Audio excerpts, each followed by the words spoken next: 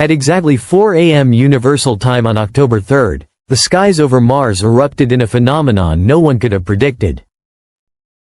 What had been planned as a routine flyby of an interstellar object became a spectacle that stunned the scientific community worldwide.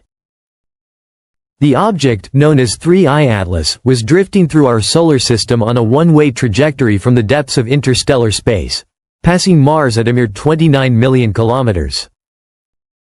Every probe, orbiter, and rover on the red planet turned its instruments toward the visitor. Every camera, every sensor, every monitoring system recorded data, but what unfolded next defied all expectations. At first, the comet appeared unremarkable, a faint emerald glow with a soft halo of gas. Early readings seemed routine. Then, without warning, the brightness surged explosively. Not gradually, but instantaneously, as if something deep inside had awakened. Spectrometers detected eruptions of cyanogen and carbon dioxide, elements that should have remained frozen in the void of space. The nucleus emitted heat far beyond predictions, and the coma expanded outward in an energetic display that exceeded all models. Instruments struggled to keep up. Scientists were scrambling, but the comet's behavior was no ordinary physics. It was reacting, as if it knew it was being observed. Then Mars responded. The planet, which almost never produces auroras due to its thin atmosphere and fragmented magnetic field, lit up with vivid ribbons of purple, green, and crimson light. The auroras pulsed in perfect synchronization with the comet's movement. On the surface, Perseverance recorded faint flashes on the horizon.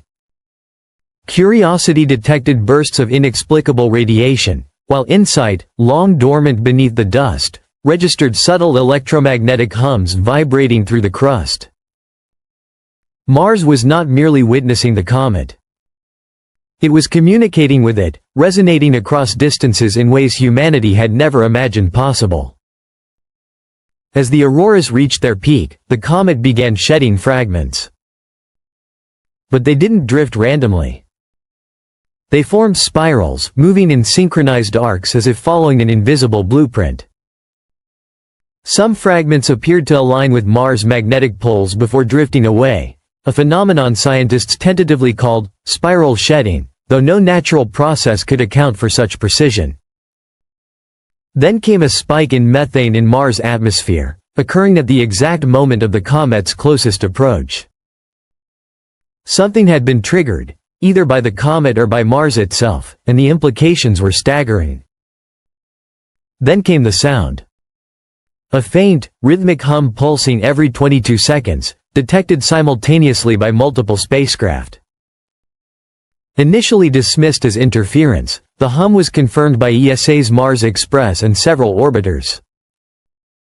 It persisted for nearly an hour. The pulse was below audible range, but its pattern was clear, deliberate. Scientists whispered of beacons, feedback, or intelligence.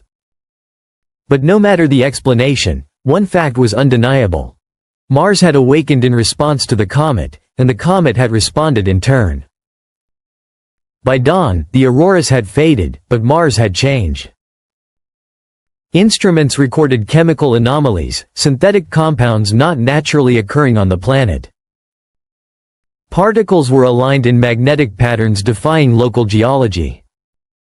Microelectrical discharges formed invisible webs across the plains. The planet seemed to remember, as though some ancient resonance had been reactivated. Something subtle, but profound, had been awakened on Mars. Meanwhile, at Lagrange Point 2, the James Webb Space Telescope observed 3I Atlas with unprecedented clarity. Its inner layers, frozen for eons, radiated pulses of heat with perfect regularity. Compounds of diatomic carbon and cyanogen were arranged in harmonic sequences. Around the comet, 3 concentric spirals of ionized particles rotated along its trajectory. Nothing about the comet was natural. Its movements, energy emissions, and chemical behavior all suggested intelligence. Back on Earth, astronomers detected faint green glows in the upper atmosphere, pulsing in the same 22-second rhythm that had been observed at Mars.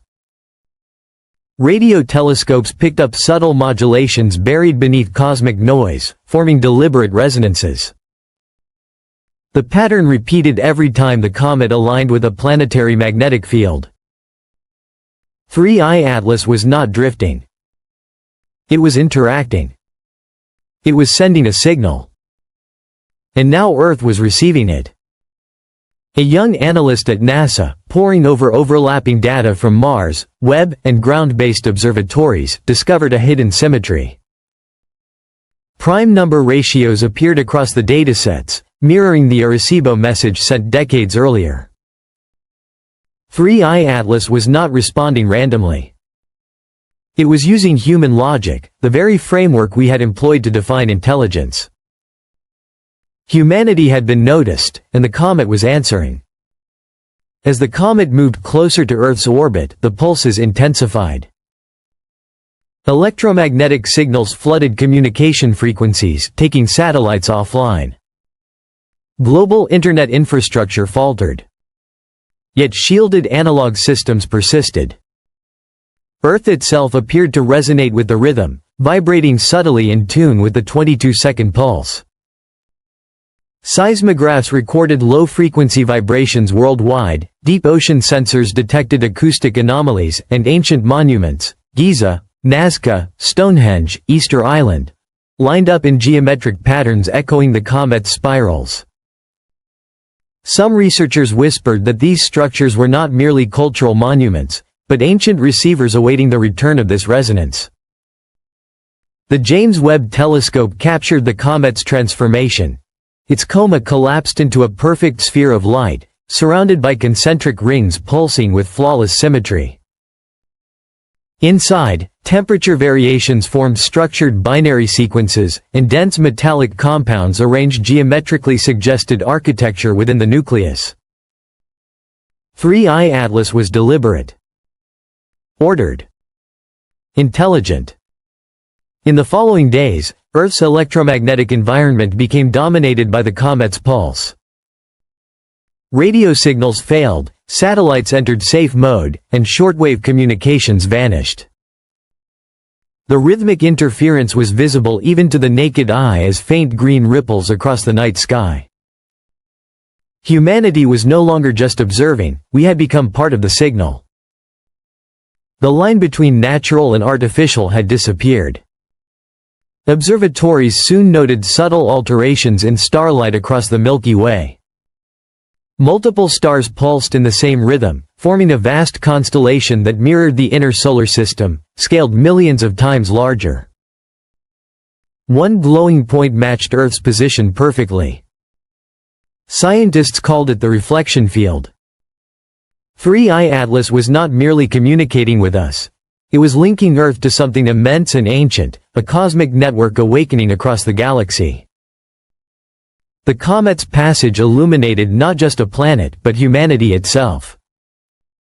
It awakened resonance in worlds, in machines, and in the very fabric of light and energy connecting life to the stars. Intelligence does not always arrive as words. Sometimes it arrives as pattern, geometry, and rhythm, ancient and infinite, waiting to be recognized. When historians look back at October 3, 2025, they will not remember it as the night a comet passed Mars. They will remember it as the night the universe saw humanity, reflected it back, and began a conversation in a language older than time itself. We are no longer alone. The universe is listening, and it has answered.